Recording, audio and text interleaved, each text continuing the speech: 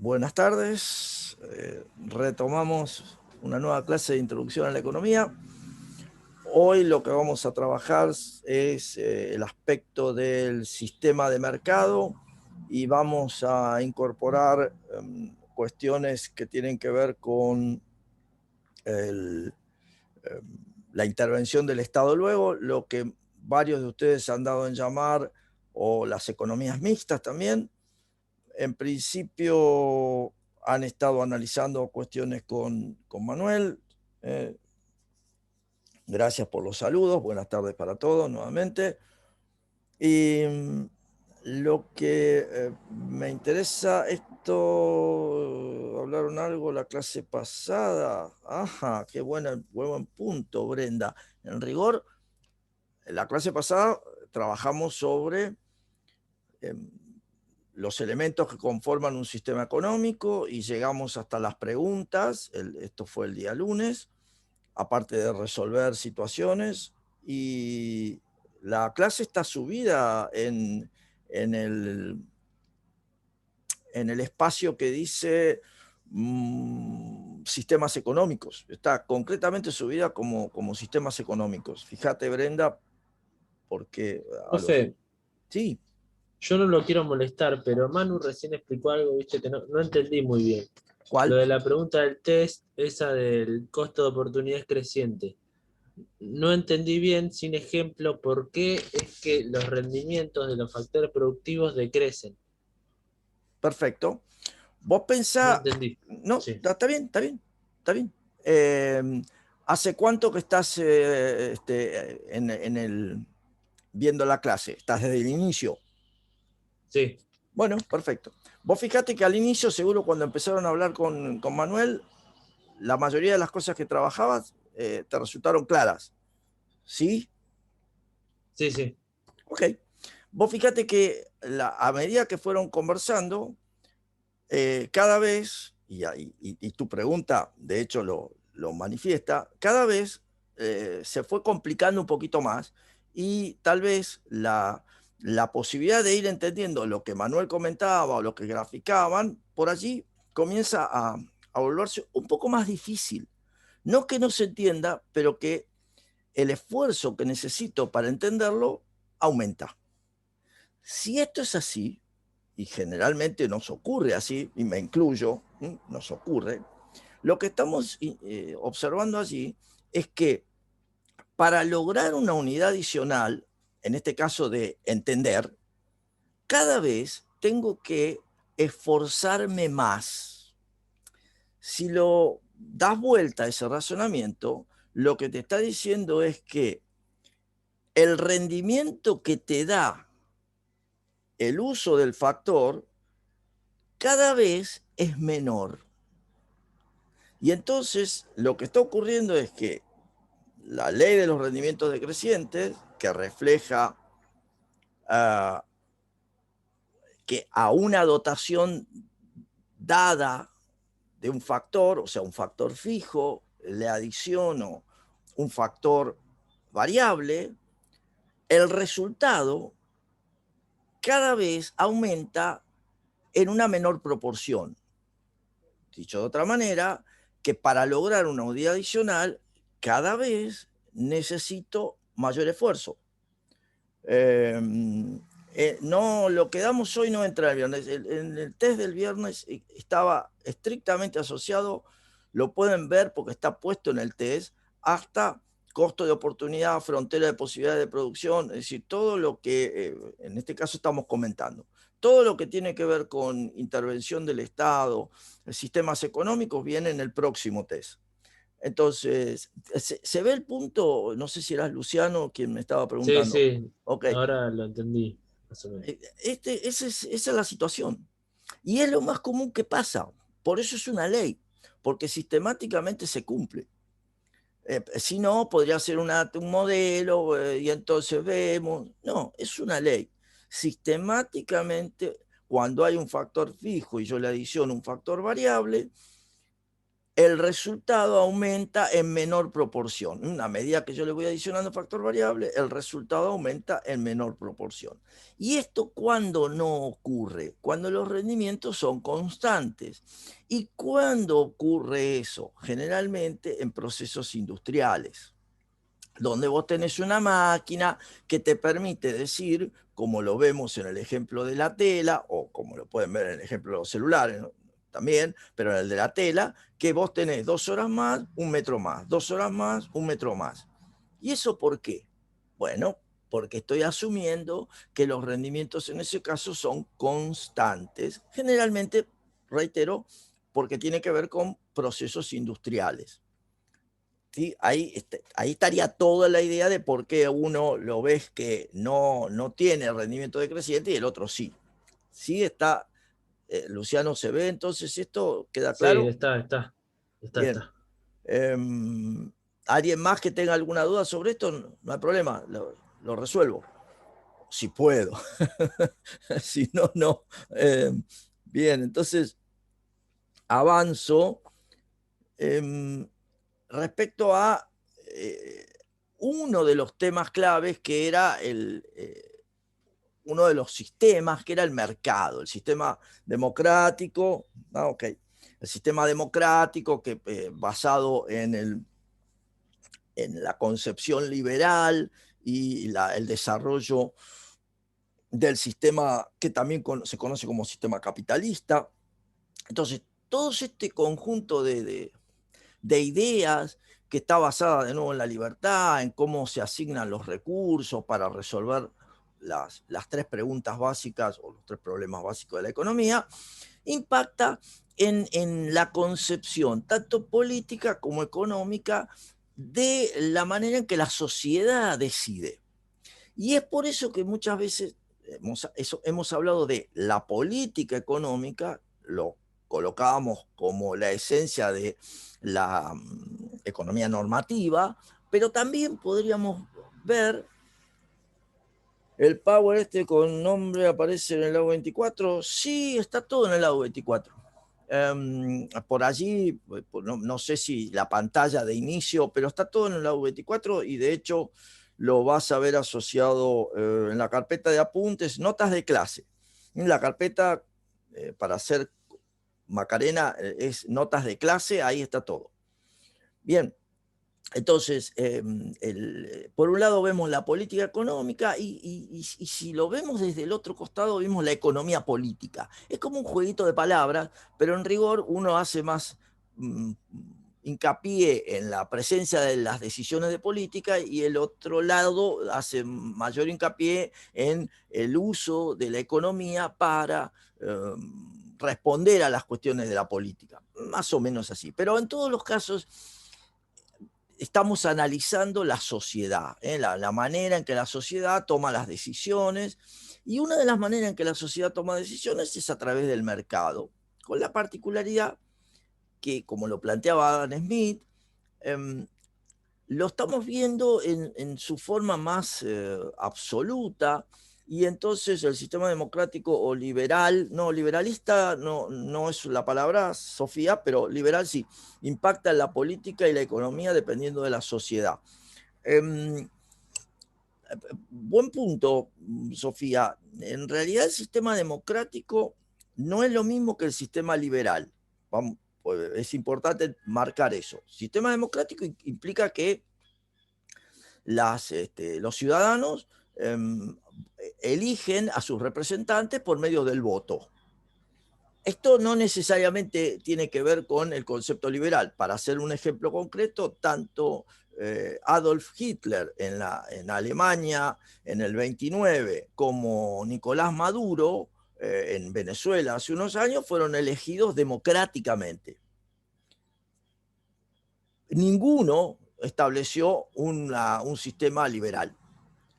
Tanto la Alemania de Hitler se convirtió en el nacionalsocialismo y es un sistema autoritario, si quieren ustedes, de derecha, para ponerlo de esa manera, y Venezuela de Nicolás Maduro se convirtió en un sistema autoritario asociado a lo que sería la visión de izquierda. para poner algo. En ninguno de los dos casos el concepto liberal aparece. El concepto liberal tiene que ver con la libertad de los individuos, por eso hacemos mención a la importancia del mercado. ¿Se ve, Sofía, la diferencia? Derecho a la vida, libertad, propiedad privada. Exactamente, Santiago. Pero digo, Sofía, ¿se nota la diferencia que estoy planteando o hago algún otro comentario? Ok, No, no, sí, profe, ya lo entendí, gracias. bien. No me pisotees, dice Nico. Está bien. Ok. Esta idea del mercado, entonces, ¿en qué se basa? Bueno, esencialmente en que no hay un poder central que interviene. El libre juego de los agentes económicos. Y ese libre juego tiene la particularidad que espontáneamente nos da por respuesta el orden, un orden económico. Que yo siempre pongo el mejor ejemplo, todos aquellos que están en La Plata, si se quiere, y ya hace rato que no salen a bailar por ahí, pero bueno, cuando vamos a un boliche o cuando íbamos a un boliche a las 6 de la mañana, a las 7 de la mañana, ¿a quién me encuentro afuera del boliche? Bueno, al vendedor de chori. Al vendedor de chori, generalmente con una bondiolita, con algo, ¿está? Entonces, me lo encuentro, pero no solo, pero ¿qué pasa que me lo encuentro? ¿Por qué está esa persona a las 6 de la mañana, a las 7, a las 5, la hora que quiera? Noten ustedes que esa persona tuvo que tomar varias decisiones. ¿Cuántos kilos de pan comprar? ¿Cuántas unidades de chorizo comprar? ¿Cuánto chimichurri hacer? Pero todo eso, me dio hambre, sí, yo también, yo no comí. Pero todo eso, noten ustedes, que lo tuvo que hacer el día antes.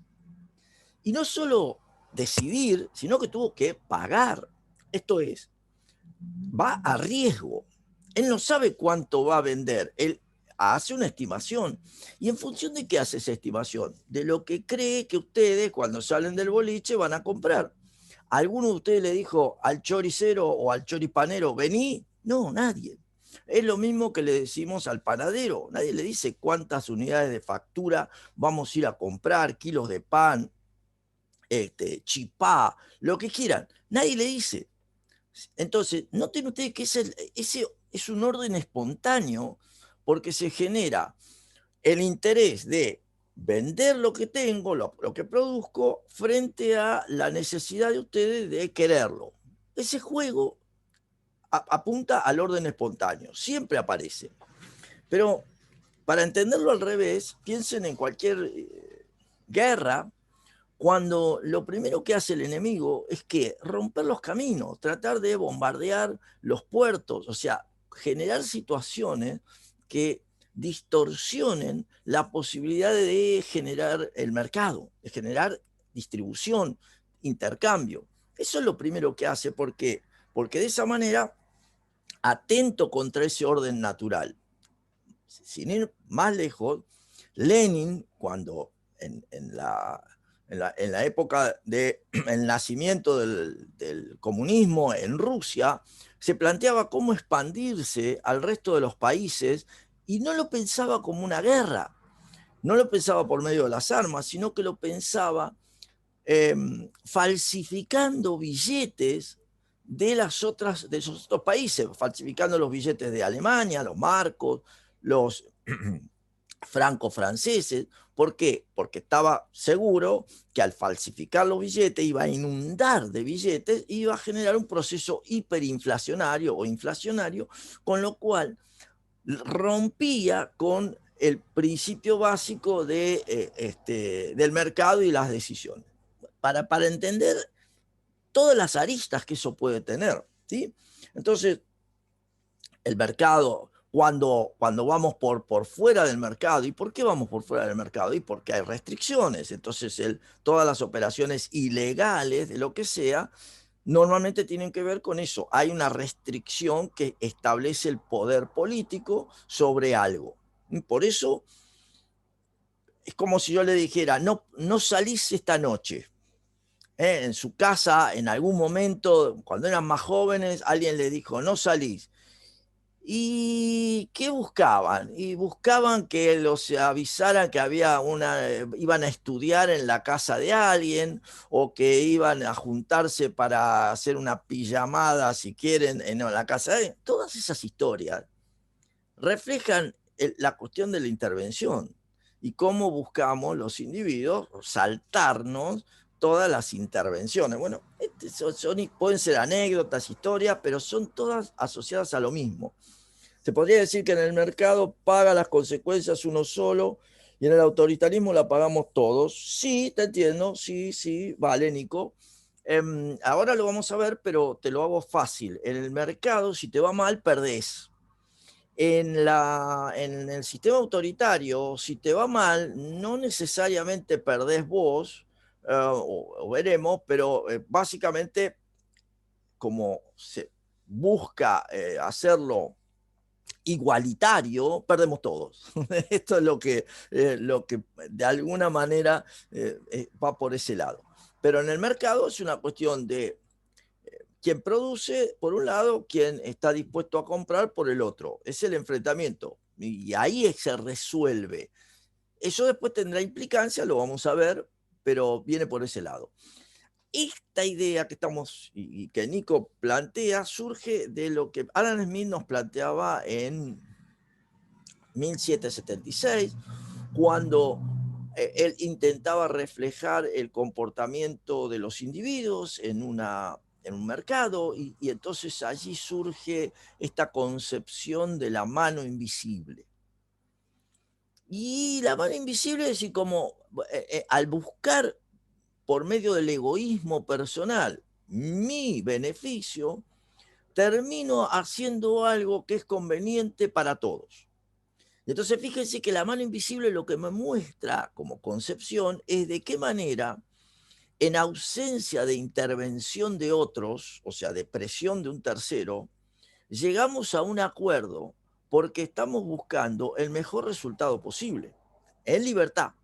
Esa es la base de todo el concepto de competencia perfecta. La intervención del Estado altera esa idea de libertad y altera ese resultado, por lo tanto se vuelve perjudicial. Cuando decimos perjudicial, pensemos en todo lo que hemos estado viendo, en la frontera de posibilidades de producción, en la concepción de la eficiencia, en el mejor resultado posible. Ahí está, ahí viene el problema. Si yo no puedo alcanzar el mejor resultado posible porque me lo impiden, lógicamente no voy a ser eficiente y por ende no voy a tener el máximo bienestar. Este es el juego que estamos tratando. Después lo vamos a ver técnicamente, pero por ahora lo estamos analizando. Esta idea de la competencia perfecta, ustedes la tienen que pensar como la decisión, o sea, un conjunto de supuestos. Yo tengo bienes que son homogéneos, es decir, todas sus unidades son iguales.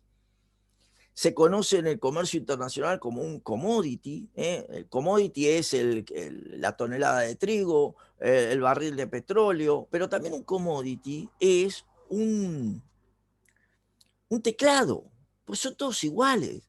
O un vidrio templado para celular, son todos iguales. Se dan cuenta que el commodity no necesito pensar exclusivamente en un bien agrícola. Puedo pensar en un jean, 4 bolsillos, son todos iguales. Digo para entender el punto. El segundo supuesto es que no hay capacidad de influir sobre los precios. Quiere decir que no nos podemos poner de acuerdo entre, por ejemplo, Luciano conmigo para afectarla a Amparo o afectarla a Martina. No nos podemos poner de acuerdo en el sistema de la competencia perfecta. ¿Por qué? Porque hay infinitos compradores y vendedores, todos que son independientes. Por eso nadie puede influir, nadie tiene una capacidad para influir, dado ni por las compras que haga, ni tampoco por las ventas que haga. Nada, no hay capacidad. Somos todos atomizados, somos pequeños productores, aún haciendo, a ver, para que se entienda, aún siendo Argentina productora de soja, sigue siendo que se rige por el precio internacional de la soja. Y el precio internacional de la soja lo vamos a trabajar, se establece en la bolsa de Chicago, porque ahí se hacen todas las compras a nivel mundial entre productores y compradores de soja, trigo, maíz, petróleo, oro. Todos esos tienen que ver con esta idea de la competencia. Y por último, para hacerla fácil, también la información que hay sobre los productos que transamos es perfecta. Esto lo planteaba Adam Smith en un Profe, momento. Sí, decime. ¿le paso una pregunta? Dale. En el libro de Samuelson, en el capítulo 2, habla de lo que usted dice, en una parte dice, en una economía de mercado no hay individuo u organización independiente que sea responsable por la producción, el consumo, la distribución o la fijación de precios. Entonces, ¿los monopolios romperían esto de competencia Bueno, perfecta? excelente, claro. Justamente cuando avancemos un poquito más, uno de los problemas que tenemos, por el cual necesitamos la intervención o planteamos la intervención del Estado, es porque Claro. no se cumplen los postulados de la competencia perfecta. Entonces allí, este comentario que haces vos, muy bien Marcos, es asociado a que en lugar de haber infinitos compradores o infinitos vendedores, hay uno solo. Hay un solo Claro. vendedor. Entonces ahí tenés el monopolio. Ahí está la clara situación por la cual tenemos que ver cómo establecer una ley que evite, Claro. la ley de competencia o cualquiera de otro que evite esa situación. ¿Sí? Bien. Sí. Ok, entonces tengo información perfecta porque en la época de Adam Smith, bueno, se sabía todo de todo porque era muy cerca, todos estaban cerca en el espacio y a su vez las lecturas eran muy elementales, en general todos no eran letrados, pero nosotros hoy tenemos el celular, tenemos la máquina, tenemos cualquier buscador y por lo tanto en milisegundos, nanosegundos podemos estar sabiendo absolutamente todo de todos. Entonces, si bien los supuestos son fuertes, son duros, no dejan de ser representativos de la realidad. Y esto es lo importante por el cual la competencia perfecta es, con sus ventajas, el modelo que sigue siendo tomado en cuenta para todo el análisis. ¿Por qué? Porque tiene ventajas en términos de permitirnos analizar la eficiencia en el uso de los factores productivos. Acuérdense, la toma de decisión en el margen, hasta dónde produzco, hasta dónde camino. Bueno, ese concepto es eficiencia. Y la competencia perfecta, como soy libre, no hay nadie que me presione, voy a hacer lo que mejor me convenga a mí, que no va a ser otra cosa que también algo que les convenga a ustedes, pues si no, no nos podemos poner de acuerdo. Ahí está el egoísmo. Entonces la situación egoísta me lleva al mejor resultado. Lo mismo tiene que ver con, no hay nadie que toma decisiones por mí, está descentralizado porque la tomo a partir del mercado. Dice, bueno, pero el mercado, ¿quiénes son? Todos, somos todos, el mercado somos todos. Bueno, pero cada uno hace lo que quiere, exactamente, pero da la casualidad que cuando vamos en un sentido, todos terminamos confluyendo en el mejor resultado, en el que nos conviene. Y este es el gran tema, hacemos lo que nos conviene. Eso es lo que plantea la competencia perfecta, en base a la libertad del individuo, a la capacidad que tenemos de tomar decisiones y a que también tenemos el sistema de precios. Y el sistema de precios, lo vamos a ver en un minuto más, es el conjunto de señales que nos guían en la toma de decisiones. Cuando algo tiene un alto precio, seguramente alguien querrá producirlo porque dice, uy, ahí se gana. Cuando algo tiene menor precio, seguramente alguien querrá comprarlo. Hay que ver si alguien lo quiere vender. Pero ese juego lo da la señal de precio. Por eso ustedes comiencen a revisar las rupturas que hay en nuestra situación, en nuestra economía, al no haber señales de precio. ¿Por qué? Porque como más de uno de ustedes ha dicho, tenemos precios controlados o tenemos precios sugeridos, ¿eh? Y ahí hay ruptura de precios. Entonces ya ahí no está tan claro la señal del mercado para ver si conviene producir. Lógico que si es barato, entre comillas, conviene comprar. La pregunta es si conviene a producir. Comprar lo hace seguro que sí. El problema es si alguien lo va a hacer. Entonces, ahí está apareciendo la lógica del mercado con una última situación que tiene que ver con los desequilibrios. Acuérdense, el concepto de equilibrio, que era la implicancia del modelo, la predicción que podía hacer.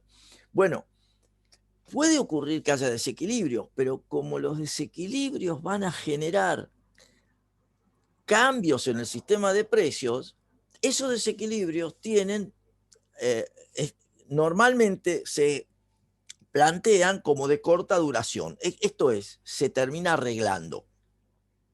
No son desequilibrios permanentes. Por el contrario, si alguien no me permite modificar el precio, por ejemplo, el Estado me dice, este es el precio que tenés que cobrar, y los costos de producción aumentan, claramente el precio ya no me va a alcanzar para cubrir lo que a mí me cuesta hacer.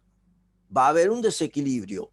En tanto y en cuanto el Estado no modifique el precio que me permite cobrar, el desequilibrio va a ser persistente. Y es por eso que yo les he subido algunos artículos vinculados con la ley de alquileres y algún otro artículo con controles asociados a los precios que podemos ver ya claramente, un año después, los efectos que tienen en el mercado, que no son los que las autoridades en su momento esperaban. Un economista profesional se lo dice desde el primer día, pero bueno, las autoridades pueden estar pensando otra cosa. Suponían, sí, Luciano, aceptemos que es un supuesto, aceptemos que, como siempre lo digo, la buena voluntad del tomador de decisiones, que en este caso es el político, pero que justamente tiene juicios de valor que no han sido debidamente ponderados o comentados por los técnicos para mostrar cuáles iban a ser los resultados, digamos, las situaciones que iban a generarse a partir de esos supuestos. Ahí está el problema. Si lo quieren ver en todo lo que estamos estudiando. El problema es ese. Todo lo que se plantea como juicio de valor, obviamente no es discutible, es un juicio de valor. El punto es que cuando con eso se toman decisiones de política que afectan a los individuos, hay que hacer las predicciones de cómo va a ir, es decir, de cuánto cuánto nos va a costar esa toma de decisiones. Bueno, ahí están los problemas. Como el supuesto que decíamos de cuántos van a cobrar el IFE. 3 millones. El planteo, la implicancia, 3 millones.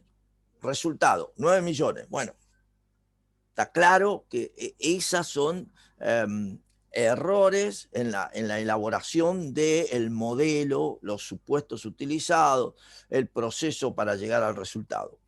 ¿Sí? Miller lo dijo, sí, o sea, a ver, honestamente, todos los economistas, están los videos míos también, todos los economistas que no estamos enrolados en función de gobierno, o sea, no tomo, desde el punto de vista técnico, lo hemos dicho, pero eso no es el punto. El punto es que igual las decisiones políticas se toman, y entonces ahí vienen los problemas. ¿Sí? Entonces, la cuestión clave ahí es cuánta intervención del Estado vamos a requerir. Para eso, también no perdamos de vista que no existe mercado, es fuerte esto, no existe mercado si no existe sistema de precios. O sea, cualquier otra cosa es un chiste. No, el mercado, la idea del mercado es la posibilidad de ganar o perder. Si me va bien, tengo utilidades, si me va mal, quiebro, pérdidas. ¿Sí? Ese es el planteo básico. Si los precios suben, me va a interesar producirlo. Si los precios bajan, me va a interesar dejar de producirlo, pero seguramente a alguien le va a interesar comprar. Y entonces ahí viene el juego. ¿Cuántos querrán comprar? ¿Cuántos querrán producir? Profe, Dale. disculpe, porque yo tenía una duda respecto a eso también, puede ser que sea un poco tonta, pero Dale, en dale. el libro decía, esto de que los precios más elevados tienden a reducir la compra y fomentar la producción. Como que yo cuando lo leí me sonaba como contradictorio. ¿Por qué fomentaría la producción si disminuye la compra? Mirá, miralo de esta manera. Yo te aviso que estudiar economía, yo te voy a dar, por cada buena nota que vos tengas, te voy a pagar con un 10% más. Es decir, de tu nota te la voy a subir 10%. Así de simple. ¿Qué estarías dispuesto a hacer vos? ¿Entregar más horas de tiempo para estudiar o no? Y sí, Marco, estudiaría más. ¿por qué? Sí, sí. Entonces ahí ya tenés que, si subió el precio, vos estarías en condiciones, estarías interesado en trabajar más, estudiar más, porque hay un incentivo. Ahora bien, Claro. eso es una parte. Ahora yo te digo lo otro. Si sube el precio, en realidad vos, ¿cuánto estás dispuesto a comprar de las camisas que vos necesitas? Subió el precio de las camisas. ¿Estás dispuesto a comprar la misma cantidad de camisas que antes o menos? Menos. Ok. Te das cuenta que, por un lado, pero el productor de camisa dice, uy, qué bueno, voy a subir el precio. Pero por el otro decir, no, no, pará. A mí Claro. ya no me interesa. ¿Esto a dónde te lleva? Bueno, cuando lo analicemos, te va a llevar a cómo nos ponemos de acuerdo. Claro. ¿Cómo nos ponemos de acuerdo? La mano invisible. Es decir, cuando nos pongamos de acuerdo, vos pagarás el precio de las camisas que a vos te parece adecuado y yo cobraré por las camisas el precio que a mí me parece adecuado.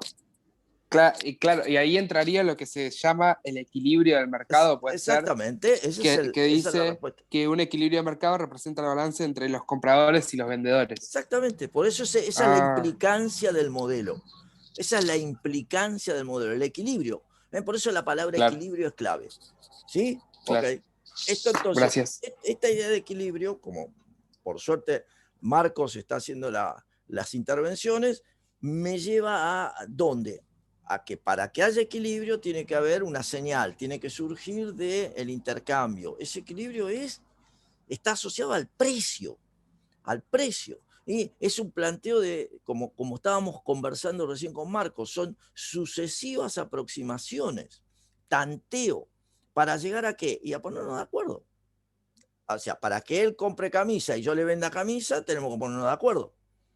Es distinto cuando yo digo, si vos estudias más y te sacás buena nota, yo te subo el precio. Eso es una decisión mía de cuánto estoy dispuesto a pagar por el precio digamos, por el tiempo de estudio. Esta es una decisión mía, ¿sí? No estoy negociando, pero si queremos comprar y vender camisas, en tal caso la negociación, en el ejemplo anterior, podría ser que Marcos diga, la verdad, a mí por 10% más no me sirve. Entonces, en realidad voy a seguir estudiando lo mismo. Ok. Ahí estaría la negociación. Para entenderlo, no es economía, entiendan, siempre hay acuerdo, siempre hay precio, entre comillas, por el análisis costo-beneficio, siempre. ¿Sí? Entonces, cuando planteamos el sistema de precios lo podemos ver a la luz de quién, del flujo circular de la renta. El flujo circular de la renta, pero visto desde la interacción entre las familias poseedoras de los factores productivos y las empresas transformadoras. Las familias, ¿qué quieren? Justamente bienes y servicios.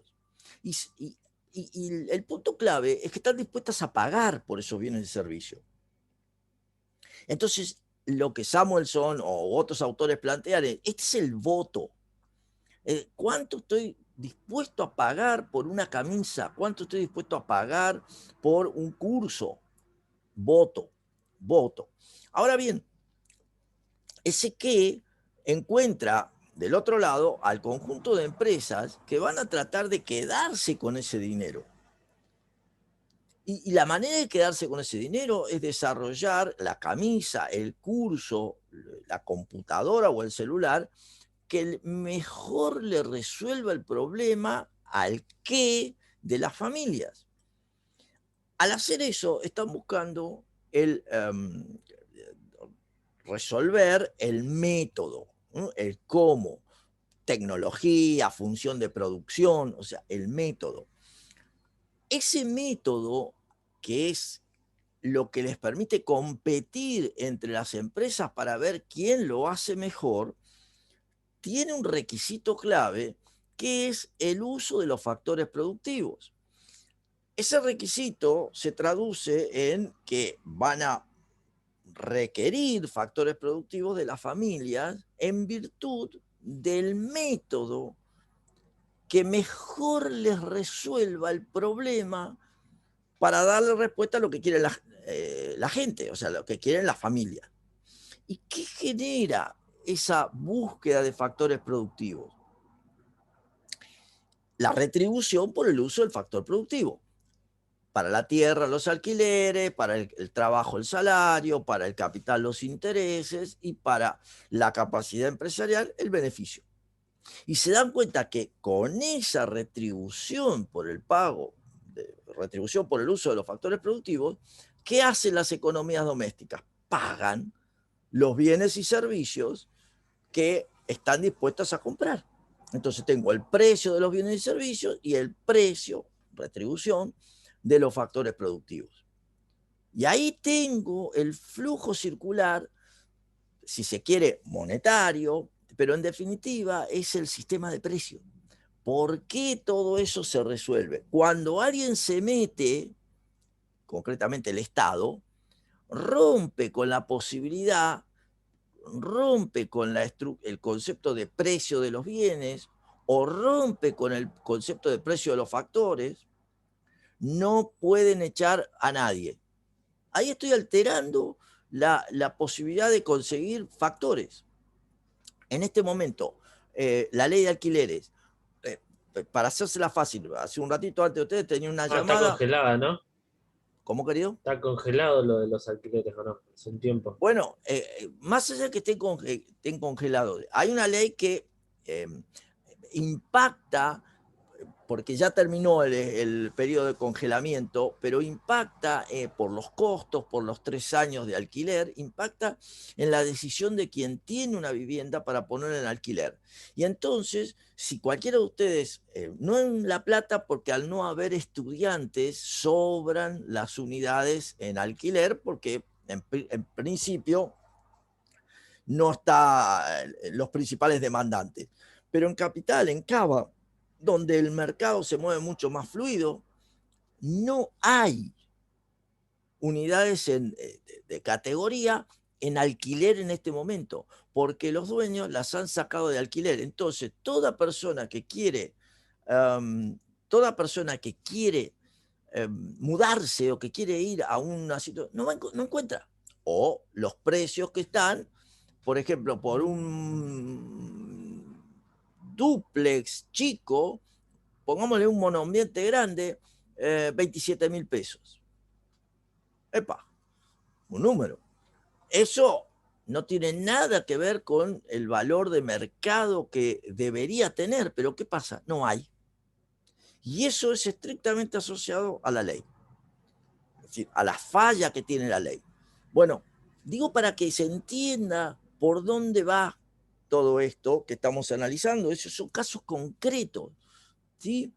Entonces, todo lo que estamos haciendo es, el sistema de precios raciona. ¿De qué manera? Pagando. Quien lo puede pagar, lo tiene. Quien no lo puede pagar, no lo tiene. Alguno dirá, bueno, pero eso no es lo que la sociedad quiere. No, bueno, ese es el sistema. Si vos querés otra cosa, ahí tenés. No hay. ¿Y por qué no hay?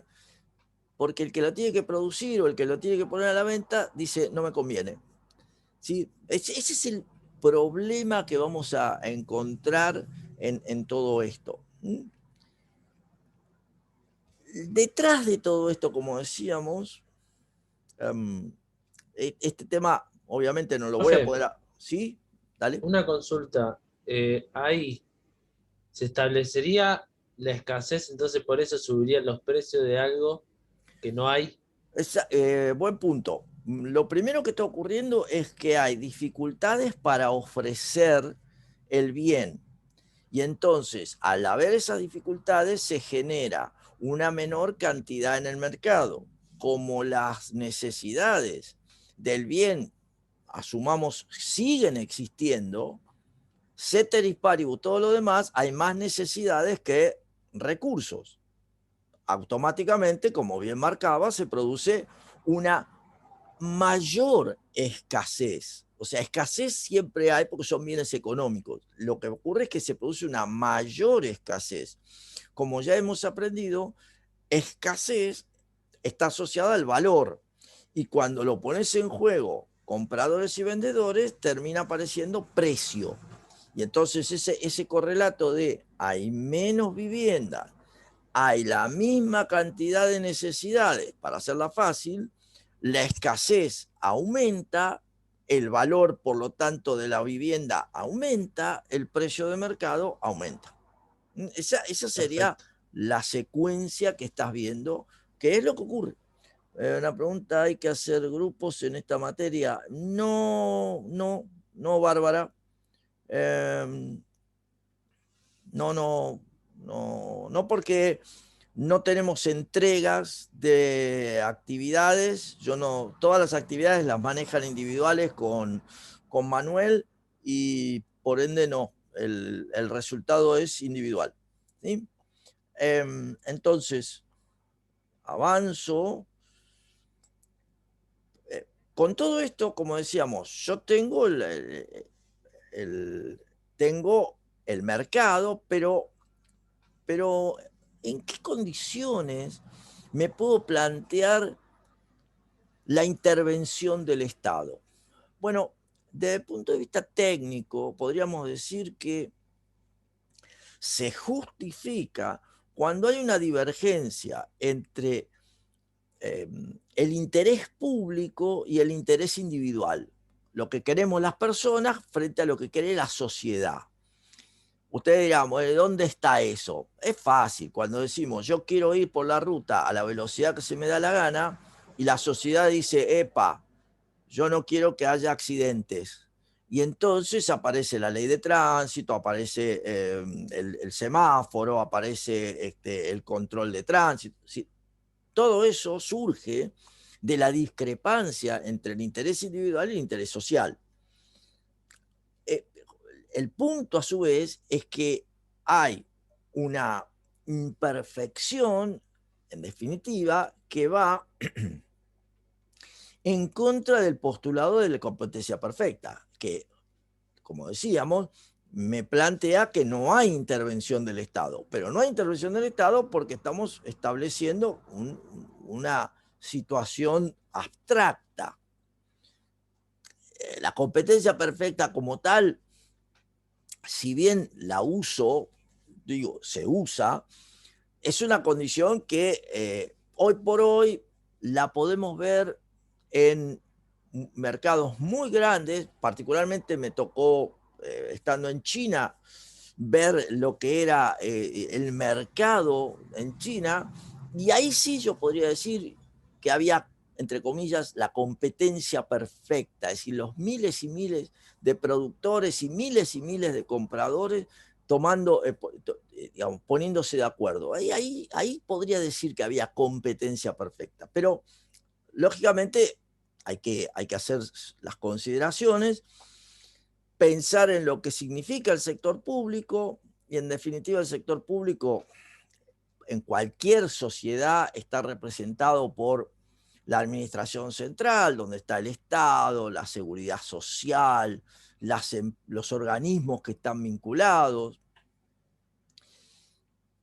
el segundo nivel, o sea, las llamadas administraciones provinciales o subregionales, como también se suele decir, con los municipios, con los organismos que están vinculados. Y por último, las empresas públicas. En nuestro caso, ejemplos. Profe, Sí, dale, una Luis, consulta. dale. Acá donde dice administraciones provinciales, Sí, donde dice municipalidades, ¿también va a delegaciones? sí, todo el concepto. Claro, lo sub, digamos. Todo lo que dependa del Estado, en definitiva, es el sector público. La delegación, si vos tenés una delegación municipal, es el municipio, no hay mayor diferencia ahí. No sé si a eso te referís. Sí, a eso me referí. Sí, Profe, sí, por eso no hay diferencia. Bueno. Las empresas públicas, en nuestro caso, ¿cuál sería? El Correo, Aerolíneas Argentinas, la empresa aérea, ¿tá? Entonces, esas son empresas públicas, donde su dueño es el sector público, pero es una empresa, produce bienes y servicios. En este caso son servicios AMA, pero no importa, producen bienes y servicios. ¿Sí? No, esto no lo voy tengo a una dar. consulta, profe, media externa, pero que me surge la duda hace un montón.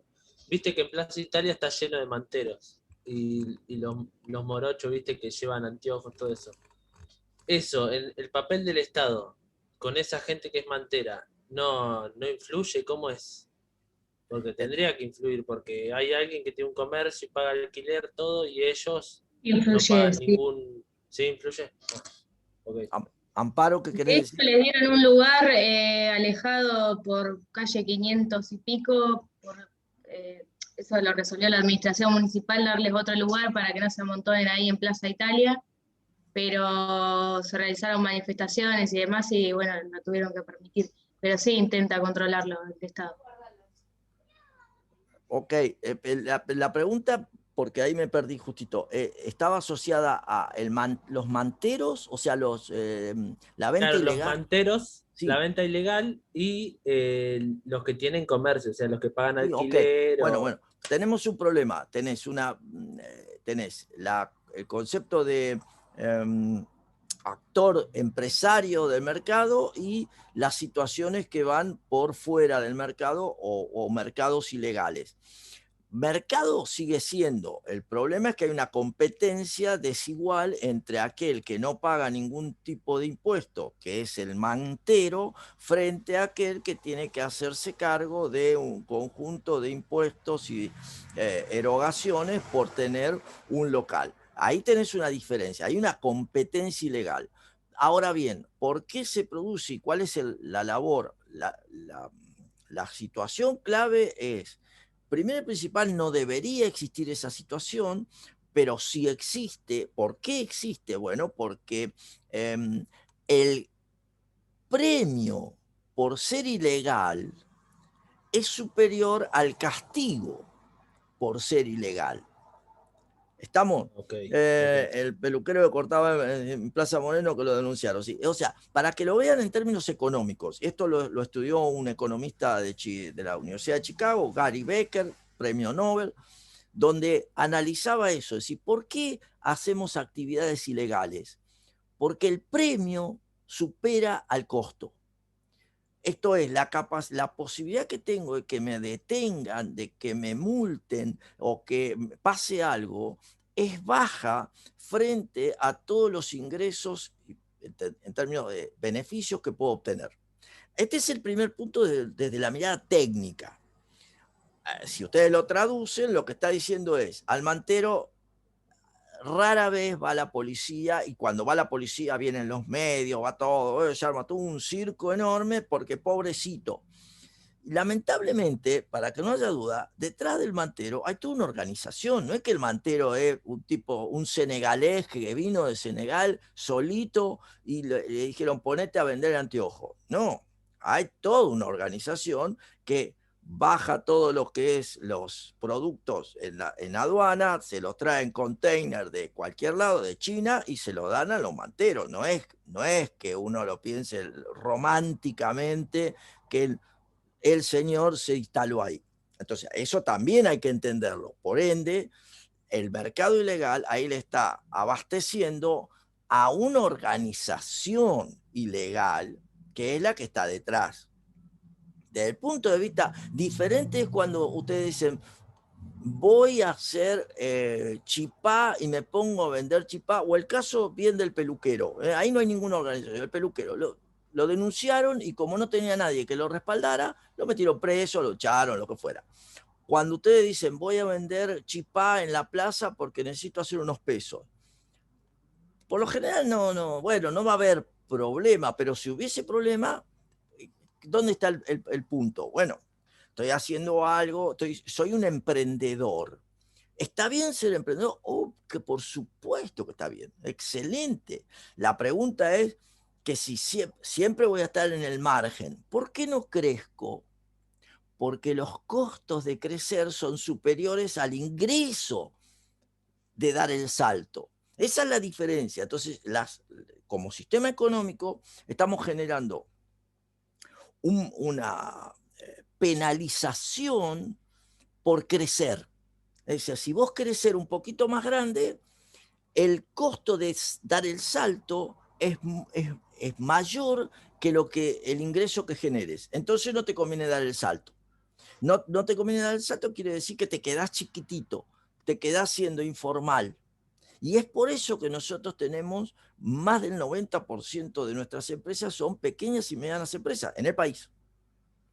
Si no tenemos grandes empresas, porque el esfuerzo para convertirse en gran empresa tiene costos asociados que la mayoría de las veces las empresas no lo soportan. Y entonces termina operando ilegalmente. Entonces, de nuevo, ¿la ilegalidad está bien? No. ¿Por qué se produce? ¿Por qué es más fácil ser ilegal que ilegal? Sí, claro. ¿Por qué se produce? Porque los costos de ser legal son superiores a los de ser ilegal. Sí, también. O sea, todos esos son cuestiones, Máximo, hacer comentario. Todas esas son cuestiones que están detrás de esa situación. ¿Hay organizaciones ilegales detrás de los manteros? Sí, no hay vuelta. No sé, no las conozco, no me consta. Cualquiera de ustedes dice, demuéstremelo. Es claro, todas venden lo mismo. O sea, todos los manteros venden lo mismo. Esto no es fruto que se pusieron de acuerdo para ir a hacer una compra. ¿Se entiende? Profe, Sí, dale. en España están investigando porque los tratan como esclavos y los tienen todos encerrados en una habitación. Cada vez que llega a ese lugar le reclaman la plata del día. Ajá. Y nada, los tienen en formas precarias, pero son esclavos de un tipo. Bueno, excelente aporte porque eso da respuesta a lo que conversábamos en la clase anterior cuando decíamos, las instituciones, ¿existen los esclavos? Bueno, ahí tiene. O sea, ese es un claro ejemplo de una población, un grupo que está esclavizado. Pero si se mueven libremente, no, le tienen retenido el pasaporte, si te doy las cosas a cambio de que me des el dinero. Es muy diferente el tipo de inmigración africana que recibe España al que recibe Argentina. Sí, exactamente, Amparo. Sí, también es cierto porque las leyes de migración y los permisos y demás, no nos olvidemos que España tiene Ceuta enfrente, o sea, un enclave español. Y entonces Ceuta, entre otras cosas, África está enfrente. Nosotros, la distancia con África es mayor, entonces se organiza de otra manera el movimiento de personas. ¿Sí? Pero, Profe, sí, yo hoy quería levantar la mano. También puede ser de que muchas personas, emprendedores, por así decirlo, este, no puedan expandirse por los costos, digamos, por lo que le cobran, digamos, al ser, qué sé yo, ya dejas de ser una empresa chica a ser una mediana, ya tiene otro tipo de precios, los impuestos que pagás y ganancias y todo eso. Ah, correcto, sí, sí. O sea, los costos son justamente la gran parte del problema del por cual existe toda la actividad ilegal. Nosotros tenemos, lo vamos a ver en macro, pero tenemos el 40% del trabajo ilegal, en negro. Y entre el 40 y el 45% de la actividad económica es ilegal. Esto lo vamos a analizar en macro, va a ser, pero o sea, son números muy importantes. Cuidado, hay países como Perú que tienen el 60% de la mano, o sea, de los trabajadores que están en la ilegalidad, el 60%, ¿sí? Entonces, digo, pero nosotros de cualquier manera es un número que lamentablemente hace ya muchos años que no tenemos. No es que estoy hablando de 4 años, 10, no, nosotros tenemos esta situación hace por lo menos más de 20 años. Que tenemos, estoy hablando del año 2000, anterior, la época desde los 90, antes de los 90, ya tenemos situaciones de ilegalidad de esa magnitud, 30%, que ha ido creciendo, ya estamos en el 40%. ¿Por qué? Bueno, porque es costoso tener a alguien en blanco. Y ese es el gran problema. Lo vamos a analizar, pero ahora, bueno, dada la charla, surge. Es costoso. No podemos despedir a alguien. Lo hemos dicho varias veces. En Estados Unidos puedo despedir a alguien mañana a la mañana y pasado mañana tomarla. En Argentina, yo no puedo despedir a alguien, por lo tanto, no me va a interesar tomar a nadie, porque no lo puedo despedir. Nosotros, esta es la cuestión que no se termina de entender, creyendo que se defiende al trabajador cuando lo que se logra es que no se tomen trabajadores. O si se toman, se busque tomarlos de una manera informal. Es decir, Claro, profe, sí, dale. aparte, claro, yo tengo un amigo que trabajaba en Nini y a ellos les convino, no sé cómo decir, que él renuncie a que lo despidan. O sea, le fueron haciendo cosas para que él renuncie en vez de despedirlo. Por supuesto, porque de esa manera no pagás la doble indemnización. Y Catalina, sí, ilegal es lo mismo que decir en negro. Lo que pasa es que no me gusta decir en negro para no estigmatizar, porque ya me tiene cansado el concepto. Sí, es común decir que es en negro, pero el concepto técnico es ilegal, no cumple con la normativa. ¿Sí? Sí, para no decir en negro, porque podría ser en amarillo o en violeta, qué sé yo, bueno, pero el punto es ese, o sea, es ilegal. Claro, y esta es la idea, esta es toda la idea. Lo que estoy pensando ahora, bueno, no voy a avanzar desde ya porque estamos por cerrar la clase. Luciano, ¿querés decir algo? ¿No? No, dudas aclaradas. Entonces, por ejemplo, hay clínicas que toman enfermeros, solo 3 meses, los echan y en un mes los vuelven a llamar con otros. Sí, exactamente, porque es el periodo de prueba.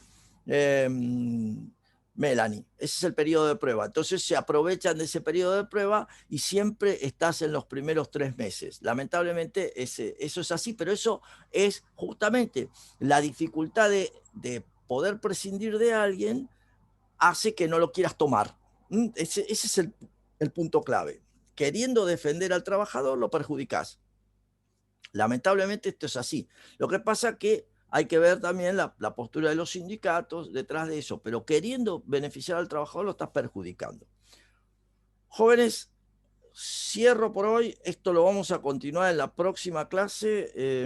Vamos a trabajar sobre los temas de intervención del Estado y que les vaya muy bien en el test. Profe, disculpe, me tengo que retirar. Yo también me retiro.